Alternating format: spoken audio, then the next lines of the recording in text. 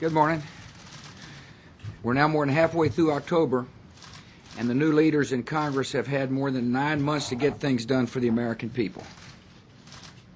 Unfortunately, they haven't managed to pass many important bills.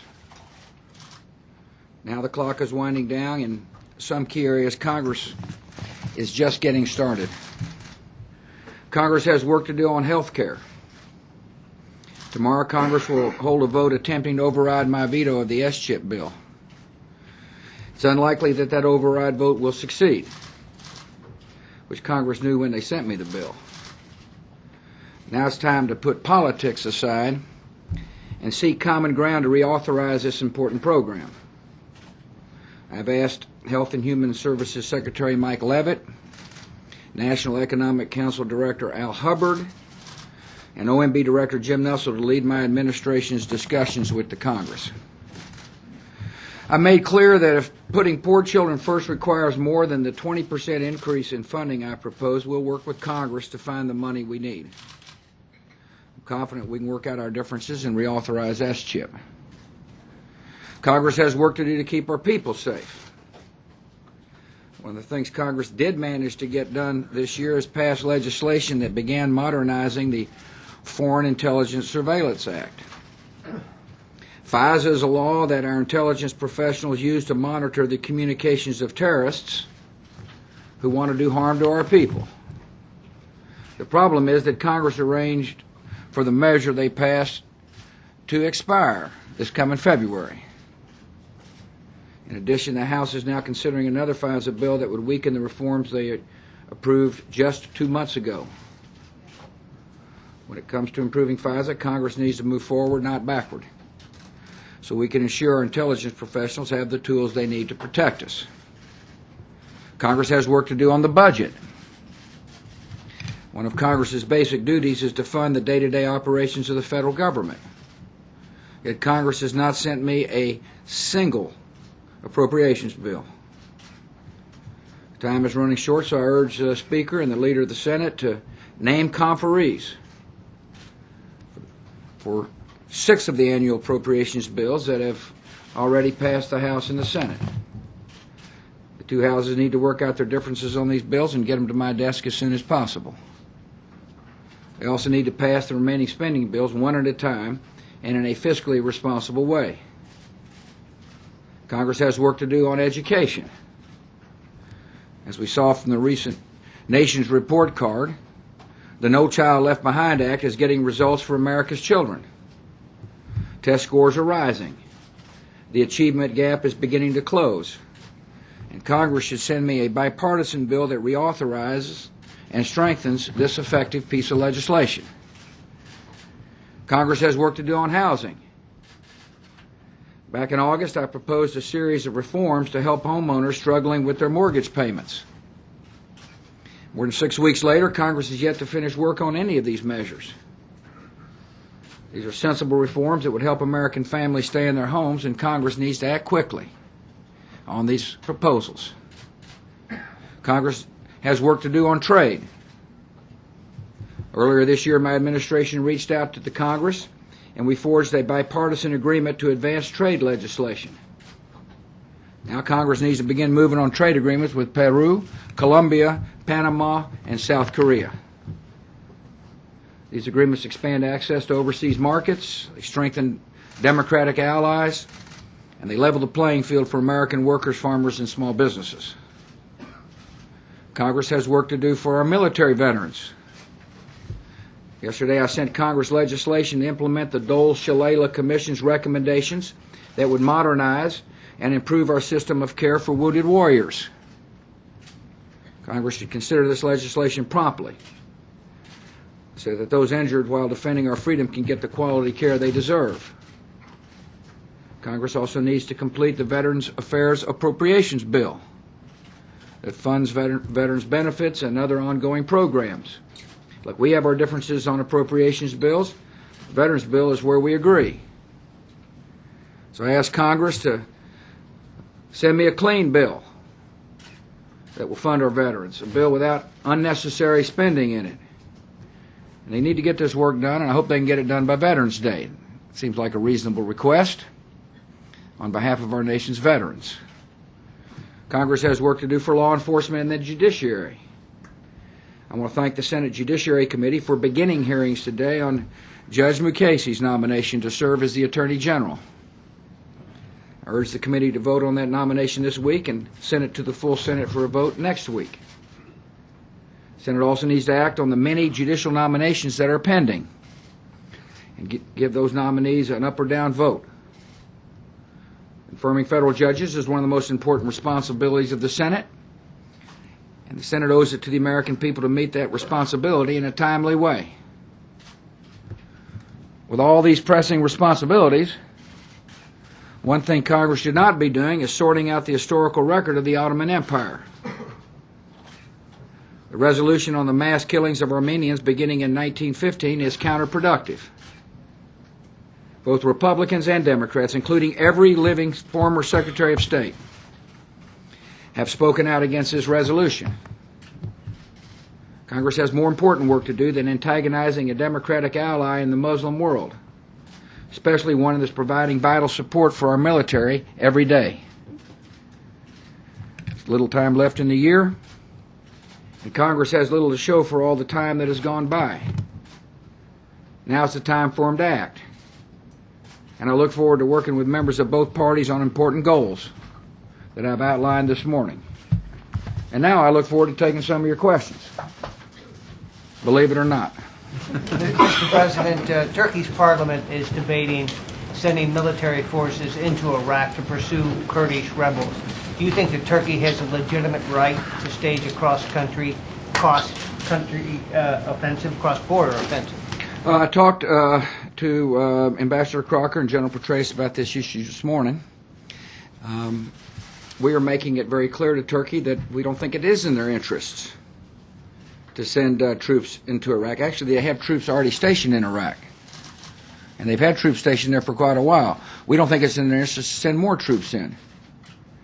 I appreciate very much the fact that the Iraqi government understands that this is a sensitive issue with the Turks, and that's why Vice President Hashemi is in Istanbul today, talking with the Turkish leaders to assure them that Iraq shares their concerns about terrorist activities, but that there's a better way to deal with the issue than having the Turks send massive troops into the country, massive additional troops into the country. What I'm telling you is that there's a lot of dialogue going on, and that's positive. We are actively involved with the Turks and the Iraqis through a tripartite arrangement, and we'll continue to dialoguing with the Turks. Thank you, Mr. President. Matt. Why are you going to attend the Congressional Award Ceremony for the Dalai Lama today? Why am I? Why are you going to when China has expressed outrage about it? And what, if any, potential damage do you see to U.S.-China relations, considering that you need their support in dealing with Iran and North Korean nuclear issues? One, I admire the Dalai Lama a lot. Two, I support religious freedom. He supports religious freedom. Thirdly, I like going to the gold medal ceremonies. I think it's a good thing for the president to do, to recognize those who Congress has honored. And I'm looking forward to going. I told the Chinese president, President Hu, that I was going to go to the ceremony. I brought it up. And I said, I'm going because I want to honor this man. I have consistently told the Chinese that religious freedom is in their nation's interest. I've also told them that I think it's in their interest to meet with the Dalai Lama, and will say so at the ceremony today in Congress. If they were to sit down with the Dalai Lama, they would find him to be a man of peace and reconciliation. And I think it's in the country's interest to allow him to come to China and meet with him. So my visit today is not new to the Chinese leadership. As I told you, I brought it up with him. I wanted to make sure he understood exactly why I was going. And they didn't like it, of course. But I don't think it's going to severely damage relations. Matter of fact, I don't think it ever damages relations when the American president talks about religious tolerance and religious freedom is good for a nation. I do this every time I meet with him. David, yeah, welcome back. Mr. President, last time you used that line, and we were here. But you know, something interesting thing about it is it works every time because because there's a grain of truth. I won't use it again, though.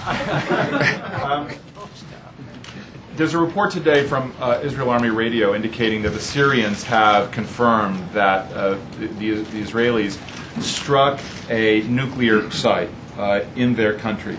You wouldn't comment on that before, and I'm wondering if now, on the general question, you think it's appropriate for Israel to take such action if it feels that there is mortal danger being posed to the state? David, my position hadn't changed. Can I ask you whether you asked me another question. Did you support Israel's strike in 1981 on the Iraqi reactor outside Baghdad? You know, Dave, I don't remember what I was doing in 1980. See, I was living in Midland, Texas. I don't remember my reaction that far back. Well, but as you look at it as simple citizen president back there now, in 1981 in Midland, Texas, trying to make a living for my family, and but you're a careful, someone who student of studies history. a I great do. deal. Yeah. No, I don't remember my reaction. To be frank I'm with asking you, you now, as you look back at it, do you think it was the right action for Israel to take? David, I'm not going to comment on the subject that you're trying to get me to comment on. Why won't Thank you? you. But isn't it a fair question to say? Given all the talk about Iran and the potential threat, whether it would be appropriate for Dave, Israel to act in self-defense if I understand. Iran were to I understand where you're trying to develop take. I understand where you're trying to take. It's a clever ruse to get me to comment on it, but I'm not going to. I'm just Thank you. wondering why you think it's not appropriate to make that judgment when it is a real world scenario, as we know, since they apparently Dave. took this action against Syria. Dave, welcome back. Thank you. Mr. President, thank you. I don't know if you saw the picture on the front page of one of the papers this morning of Mahmoud Ahmadinejad and Vladimir Putin. I did. They look like they were getting along pretty well. And they are among five leaders. Want to kind of fighting each other on the front page of the paper? No, man, come on. They look like they were enjoying each other's company. And I'm wondering, since they were leaders of 5 Caspian Sea region nations that have now declared each country will not be used as a base to attack the other, A, what do you make of their growing relationship?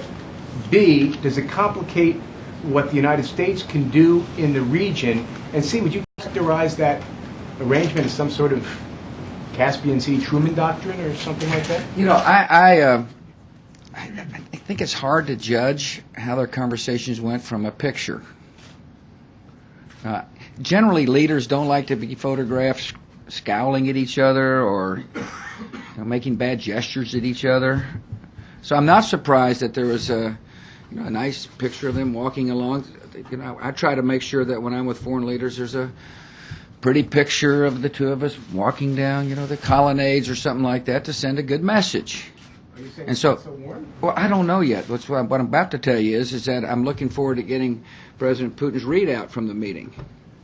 I think one of the thing I'm interested in is whether or not he continues to harbor the same concerns that I do. And I say continues because when we were in Australia, he reconfirmed to me that he recognizes it's not in the world's interest for Iran to have the capacity to make a nuclear weapon. And they have been very supportive in the United Nations. And we're working with them on a potential third resolution. So that's where my concerns. I don't worry about the pictures. I understand why they meet. Will continue to work with Russia, as well as other nations, to keep a focused effort on sending Iran a message that you will remain isolated if you continue your nuclear weapons ambitions. But this declaration doesn't speak to that, Mr. President. This declaration doesn't suggest isolation for Iran, just the opposite, that Russia and Iran are going to do business. Well, we'll find out. See, you're trying to get me to interpret the meeting based upon a news story or a picture. I'd rather spend some time with Vladimir Putin finding out exactly what went on. Thank you. Let's stay with the nuclear thing here. When North Korea tested a nuclear device, you said that any proliferation would be a grave threat to the U.S. and North Korea would be responsible for the consequences.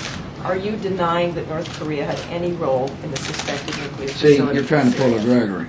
Yes, I am. Okay, well, I'm not going to fall for it. Don't But I'd like to Americans talk have a about. right to know about who's proliferating, especially when you're negotiating with North No, Korea? you have a right to know this, that when it comes to the six-party talks, proliferation the issue of proliferation has equal importance with the issue of weaponry, and that North Korea has said that they will stop proliferating, just like they have said they will fully disclose and disable any weapons programs. Step one of that has been dealing with shuttering Pyongyang. Step two will be full declaration of any plutonium that has been manufactured and or the construction of bombs, along with a full declaration of any proliferation activities. And in my judgment, the best way to solve this issue with North Korea peacefully is to put it keep in the context of six-party talks. And the reason why is that diplomacy only works if there are consequences when diplomacy breaks down.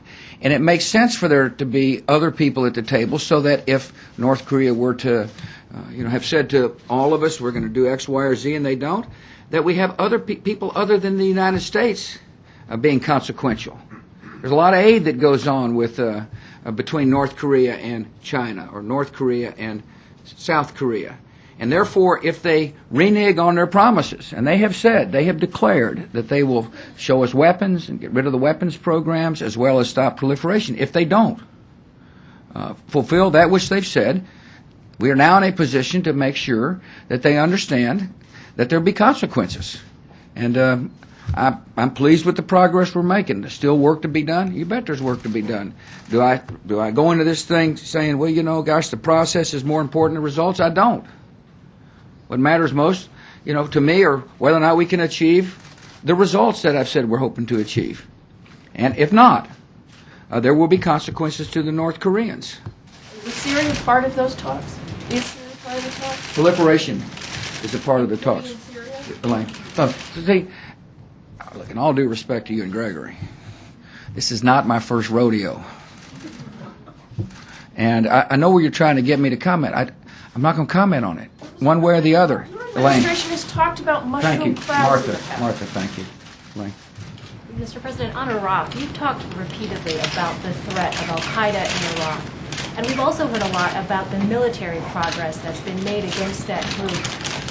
Can you tell Americans how close the United States is to declaring victory against that group? And if you're not able to do so, does that suggest that your critics are correct, that this war cannot be won militarily? The Iraq situation cannot be won by military means alone.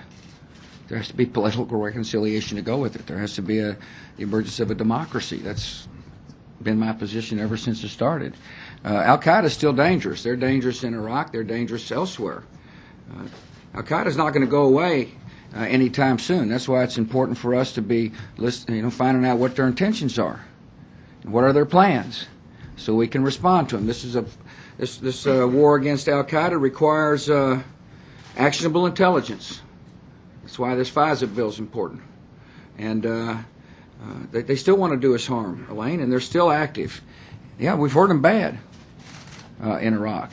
We've hurt them bad elsewhere. If you're the number 3 person in Al-Qaeda, you've had some rough goes. You've been captured or killed.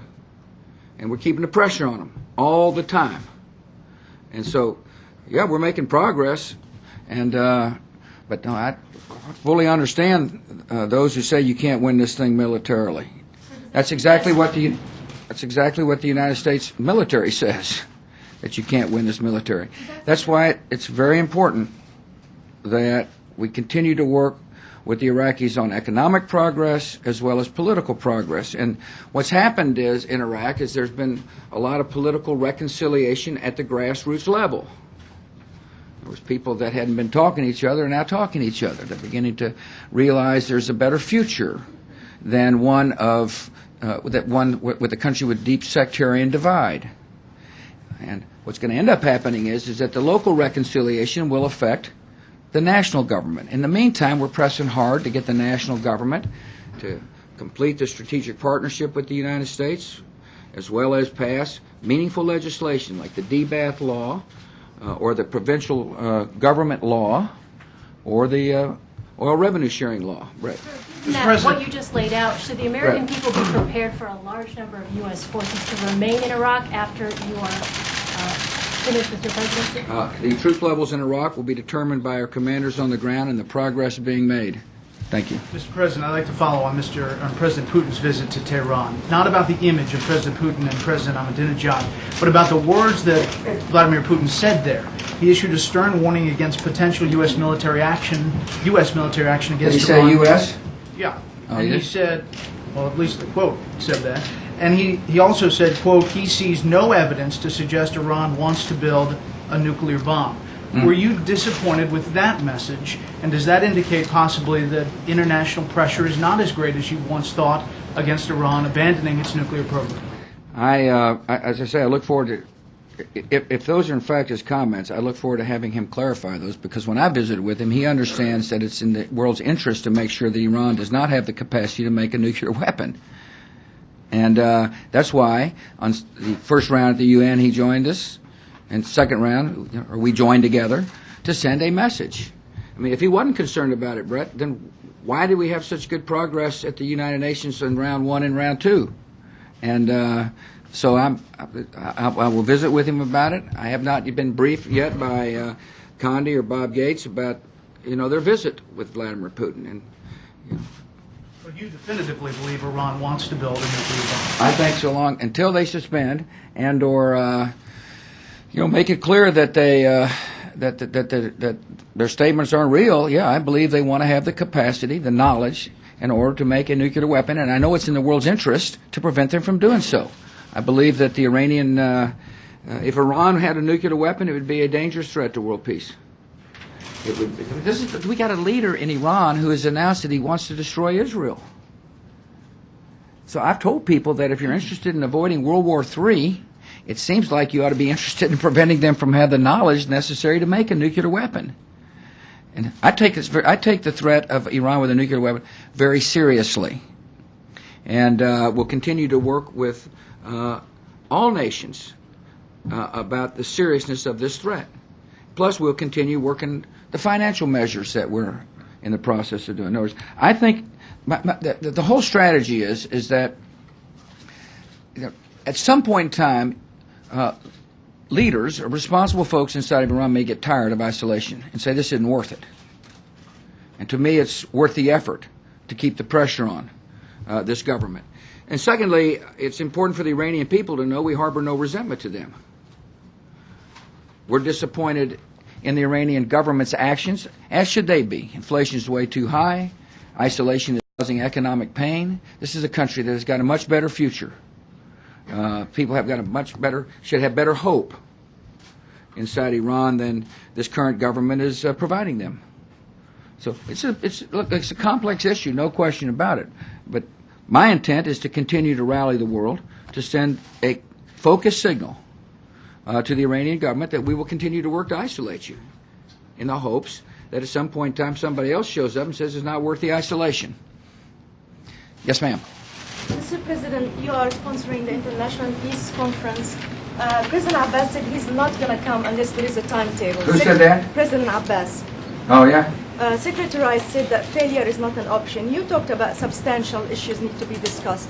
What is the minimum expectation from you that you will call this conference a success? And what you're offering the Arab nations to encourage them to participate? Right. Well, that's why Condi's making the trip she's making, is to explain to people in private as well as in public that, one, we're for a comprehensive peace, two, that there's the meeting, the international meeting will be serious and substantive. As she said the other day, this isn't going to be just a photo opportunity. This is going to be a serious and substantive meeting. We believe that now is the time to push ahead with a meeting at which the Israelis and Palestinians will lay out a vision of what a state could look like. And the reason why there needs to be a vision of what a state could look like is because the Palestinians that have been made promises all these years need to see there's a serious, focused effort to step up a state. And that's important so that the people who want to reject extremism have something to be for. So this is a serious attempt, and I'm pleased with the progress. And the reason I'm pleased is because it appears to me that President Abbas and Prime Minister Omar are, talking. I know they're talking a lot, but they're making progress. And in order for there to be lasting peace, the deal has to be good for the Palestinians as well as the Israelis. Our job is to facilitate the process. Another reason I have an international meeting is to get Arab buy-in for a state. In other words, part of the issue in the past has been that the Arab nations stood on the sidelines. And when a state was in reach, they weren't a part of the process encouraging the parties to move forward. And so this is that's what I mean by comprehensive. It's comprehensive not only for what the state will look like, it's comprehensive in getting people in the region to be a part of the process. And so I'm feeling pretty optimistic about it. Discuss refugees and Jerusalem and security and all the issues the important issue, the important thing. I have discussed those publicly, as you know, early on in my presidency when I articulated a two-state solution. The important thing is for the Israelis and the Palestinians to be discussing them. That's the important issue. The United States can't impose peace. We can encourage the development of a state. That's precisely what I have been doing since the early stages of my presidency. In order for there to be a Palestinian state, it's going to require the Israelis and the Palestinians coming to an accord. We can facilitate that, but we can't force people to make hard decisions. They're going to have to do that themselves. And I'm encouraged. I'm encouraged from what Condi tells me is going on in the Middle East. That there's the attitude is let's work together to see if we can't lay out that vision for the sake of, peace between Israel and the Palestinians. And it's possible. I believe that we will see a democratic state. And I understand how hard it is. And the reason it's hard, by the way, is because there are extremists who don't want there to be a democracy in the Middle East, whether it be in Iraq or Lebanon or in the Palestinian territories. That's the struggle. When you see people trying to blow up the opportunity for a state to exist, you just got to understand it's broader than just the Palestinian territory. It's a part of this struggle, this ideological struggle in which we're engaged. And we've got to ask ourselves, why don't they want there to be a democracy? And the answer is because it doesn't fit into their ideological vision, they being the extremists. Another issue with Iran, by the way, that is of great concern to us is their willingness to fund groups that try to either destabilize or prevent the rise of a democracy. And anyway, I'm optimistic this can be achieved, and we'll continue working to that end. Yeah, Ed. Mr. President, could I ask you about a domestic matter? Sure. The Commerce Department reported today that the housing starts last month fell to the lowest level since 1993.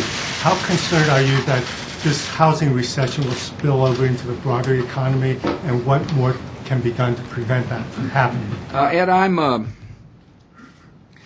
encouraged by the rate of inflation, the job growth. We've had 49 consecutive months of uninterrupted job growth, which is a record here in America. I'm pleased with the fact that our deficit is shrinking.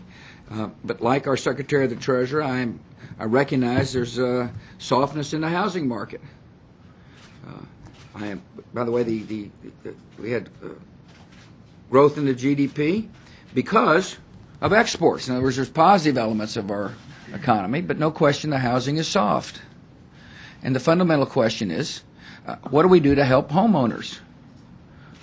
I don't think we ought to be providing bailouts for lenders, but I do think we ought to put policy in place that help people stay in their home. And that's why this FHA modernization bill is really important, because it'll extend the reach of the FHA to help more people be able to refinance their homes. Part of the issue in the housing market has been that as a result of asset bundling, that it's hard sometimes for people to find somebody to talk to help them refinance. In other words, in the old days, you go into your savings and loan, your local savings and loan, and sit down and negotiate a house deal. And the person with whom you negotiated would be around if you had financial difficulties to say, can't you help me restructure? Today, the originator of the note no longer owns the note in many cases. And the securitization of mortgages actually provide a lot of liquidity in the market, and that's a good thing.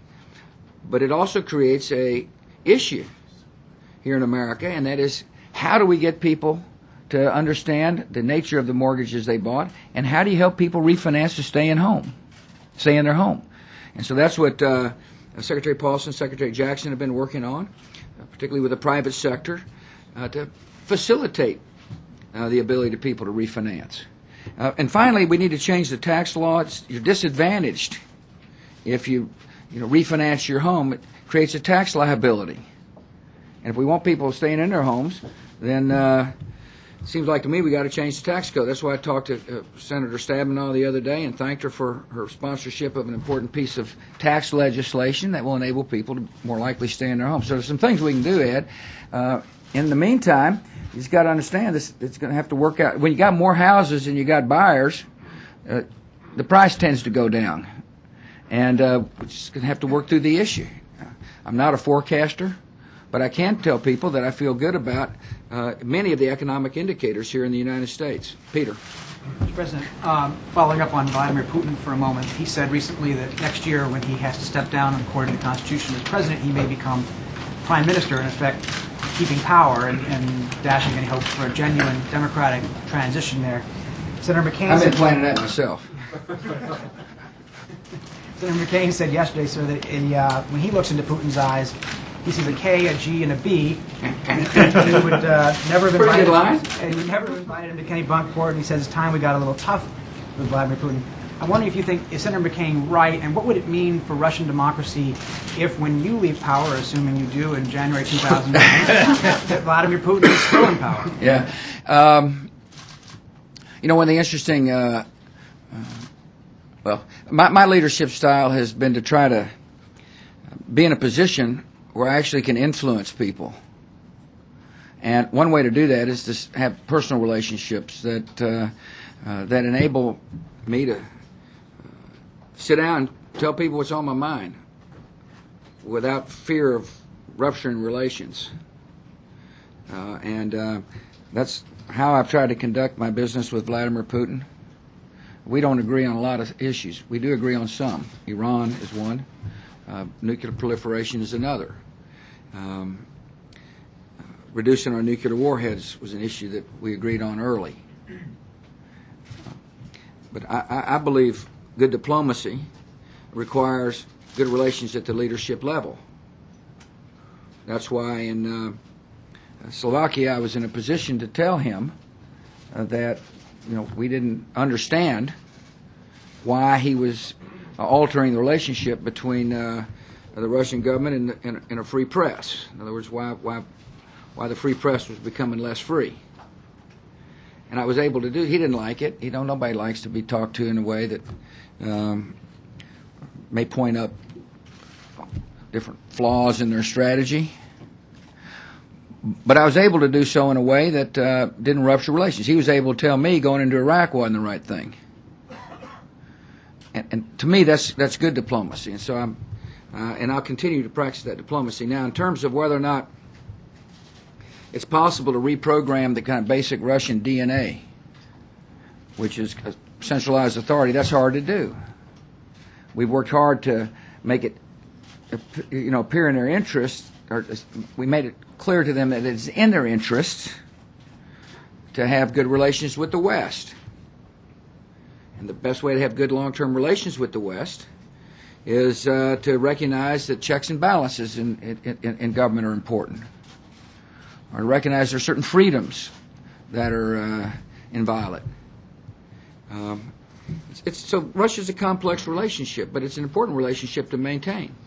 Are you disappointed if he stays in power after you're gone? I have no idea what he's going to do. I asked him when I saw him in Australia. I tried to get it out of him who's going to be his successor, what he intends to do, and he was wily. He wouldn't tip his hand. I'll tip mine. I'm going to finish. I'm going to work hard to the finish. I'm going to sprint to the finish line, and then you'll find me in Crawford. Cheryl. Yeah, Mr. President, I'd like to turn your attention back to Capitol Hill.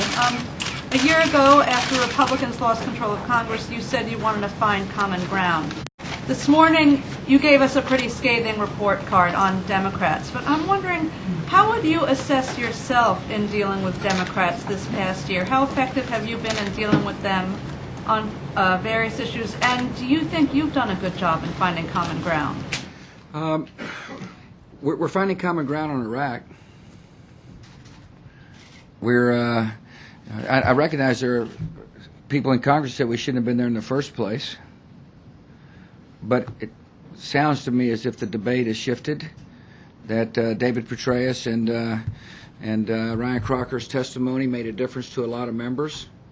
I hope we continue to find ground by making sure our troops get funded. We found common ground on FISA.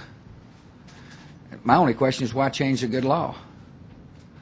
The way that law was written works for the security of the country. That's what the American people want to know, by the way. Are we passing laws that are beneficial to the American people? This law is beneficial because it enables our intelligence experts and professionals to find out the intentions of Al-Qaeda.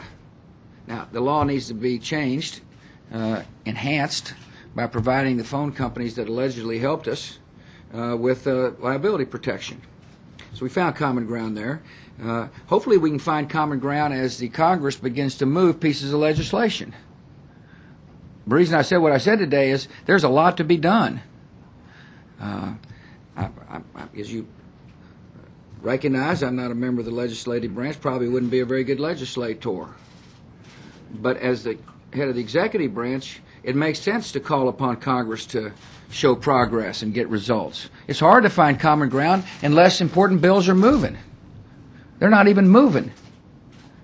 Not one appropriations bill has made it to my desk. How can you find common ground when there's no appropriations process?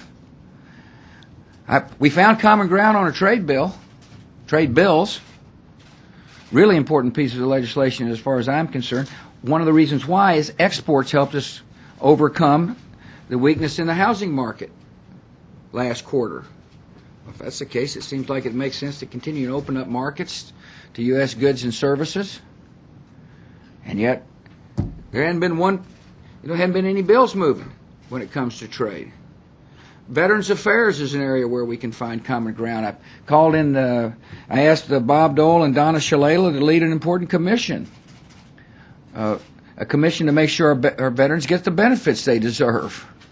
I was concerned about bureaucratic delay, and was concerned about a system that had been in place for years, but this didn't recognize this different nature, a different kind of war that we're fighting.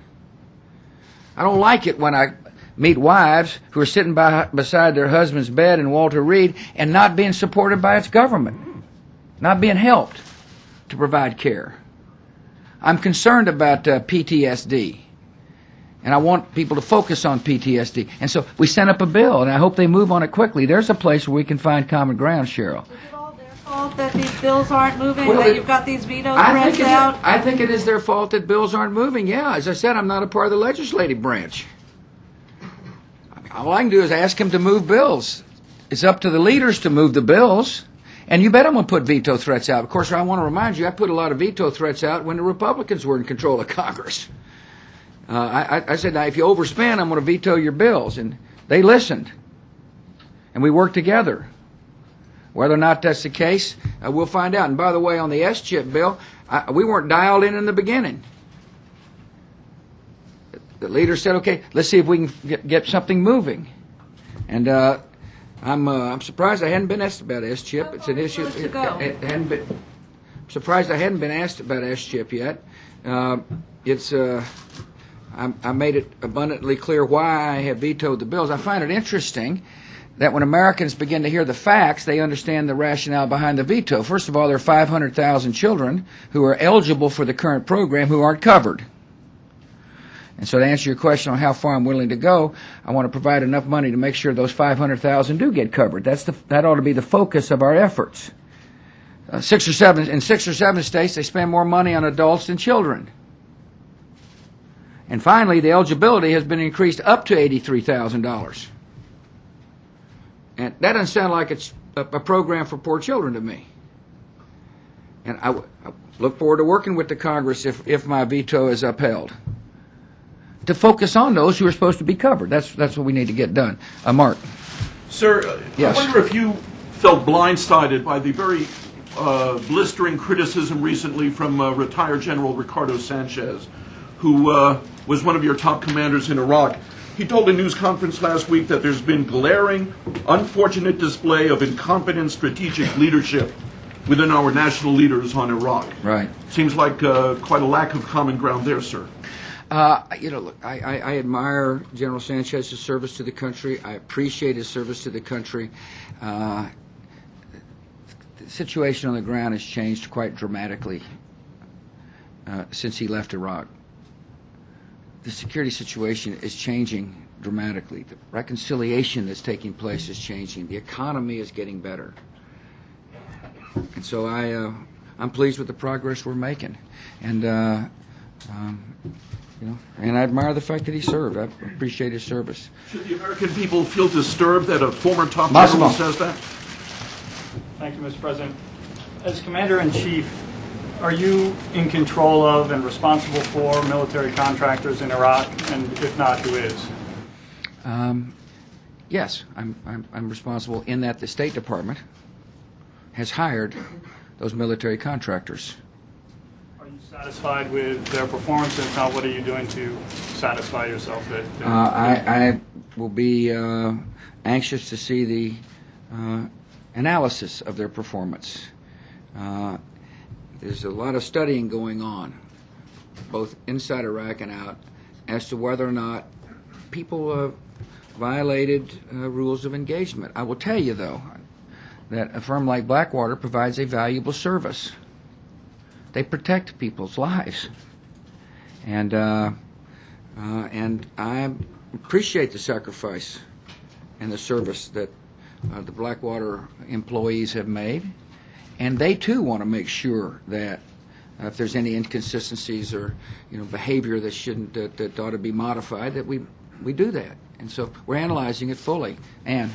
Well, I wanted to ask you about S-chip and why you even let that get to a situation where it had to be vetoed. Isn't there a responsibility by both the president and congressional leadership to work on this common ground before it gets to a veto?